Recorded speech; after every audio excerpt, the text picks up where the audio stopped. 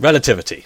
Oh, come on, don't look at me like that. It's not that bad. To clear up the first misconception, relativity and special relativity are two different things. If you want to blame someone for just relativity, blame the ancient Greeks. They were the ones who first debated the idea of whether or not an event looks the same no matter where you're standing or what you're doing. In other words, a cow looks like a cow from the front, and it still looks like a cow from behind, even if somewhat less attractive. Or, it still looks like a cow if you're running past it.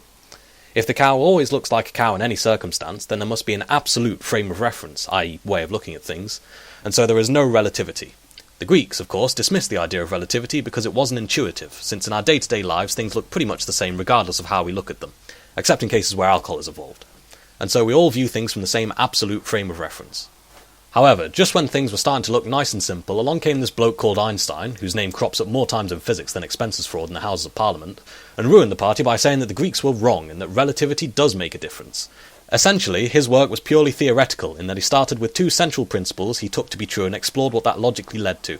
His two principles were that light always travels at the same speed, 300 million meters per second, as a matter of fact, and that the laws of physics hold true for any frames of reference. Now, because light takes time to travel places, you get all sorts of weird effects when you start moving at near the speed of light relative to objects around you. Imagine taking a series of experiments on, for the sake of an argument, a cow with a clock on its back travelling very quickly past you.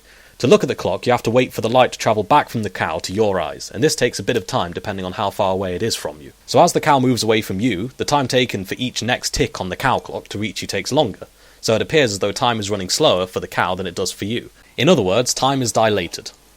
In the same way, due to the cow having a length, it'd be pretty weird if it didn't, there is a time difference between light bouncing off the front and the back of the cow, and then travelling back to the observer. As the cow travels faster, this time difference manifests itself in an apparent contraction of its length in the direction that it's travelling in. If, for whatever weird reason, you want some of the maths of this, then length contraction and time dilation change by either being divided or multiplied by a number based on relative speed, called gamma, or sometimes the Lorentz factor, which is worked out as 1 divided by the square root of 1 minus the speed of the object squared divided by the speed of light squared. There, happy now? And that pretty much concludes our brief excursion into the terrifying realm of relativity. There is also the general theory of relativity, which is arguably more important than the special theory, but fear not, I can't be bothered to go into that. Over and out.